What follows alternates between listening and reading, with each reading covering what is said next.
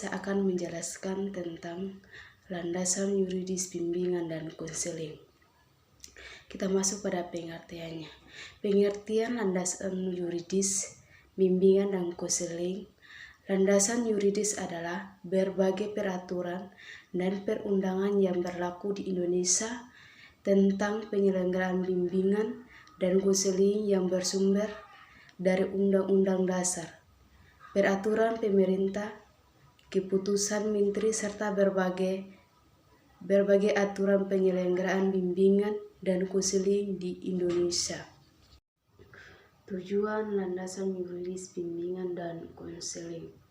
Dalam Depdiknas 2008 disebutkanlah bahwa tujuan bimbingan agar konseling dapat yang pertama merencanakanlah kegiatan penyelesaian studi, perkembangan karir, serta kehidupannya yang di masa akan datang.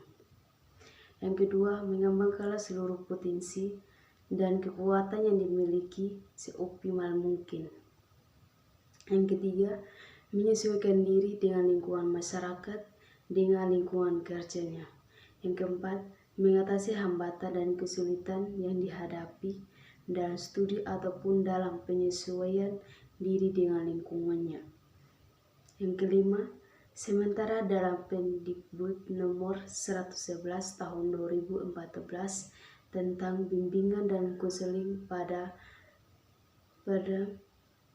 pendidikan dasar dan pendidikan menengah, disebutkanlah bahwa tujuan umum layanan bimbingan dan konseling adalah membantu peserta didik atau konselor agar dapat mencapai kematangan dan kemandirian dalam kehidupan serta menjalankanlah tugas-tugas perkembangannya yang mencakup aspek pribadi, sosial, belajar karir, serta utuh dalam optimal. Aturan-aturan yang mengatur keberadaan bimbingan konseling secara yuridis. Yang pertama, Undang-Undang Nomor 20 Tahun 2023 tentang Sistem Pendidikan Nasional. 2. PPN Nomor 60 Tahun 1993 tentang Pendidikan Tinggi. 3. SK Menpan Nomor 84 Tahun 1993 tentang Jabatan Fungsional Guru dan angka kreditnya. 4.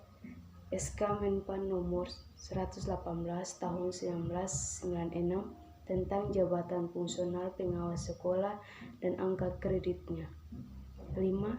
SK Mendikbud Nomor 25 Tahun 1995 tentang Petunjuk Teknis Ketentuan Pelaksanaan Jabatan Fungsional Guru dan angka kreditnya. 6.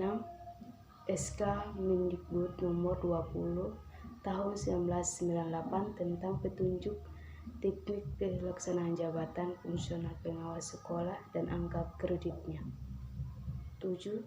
SK Mendiknas Nomor 232 Tahun 2000 tentang Pedoman Kurikulum Pendidikan Tinggi dan Penilaian Hasil Belajar Mahasiswa. 8. SK Mendiknas Nomor 45 Tahun 2002 tentang Kurikulum Inti Pendidikan Tinggi. 9. Surat Dirjen Dikti Nomor 2047 Tahun 1999 tentang pelaksanaan bimbingan konseling. Pentingnya landasan yuridis dalam bimbingan dan konseling. Setiap sekolah memiliki permasalahan yang selalu mengurus tenaga dan otak warga sekolahnya, terutama permasalahan peserta didik.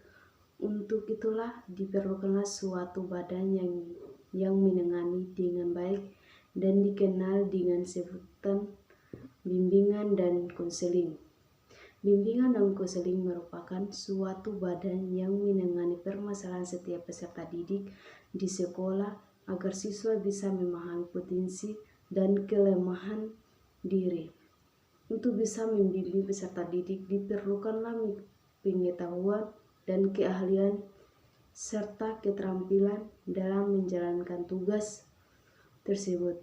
Bimbingan dan konseling didasarkanlah kepada landasan yuridis, informasi berupa psikologi, sosial, budaya, iptek, dan globalisasi. Landasan ini pada dasarnya mempengaruhi individu, siswa.